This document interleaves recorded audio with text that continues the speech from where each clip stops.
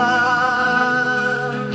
Inubos nila ang halaman, pati ang labong ay nilaga.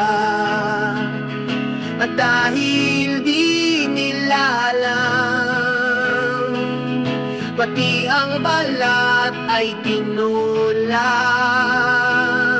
Ang tiyan nila ay kumalang, sila ay nagutom ng sobra. Ano ngang napala nila? Silang lahat ay nagsuka, natalo na nga sa gera, nalason pa sa bomba. Ngunit ang kwentong ito, imbento lang daw ni Lolo.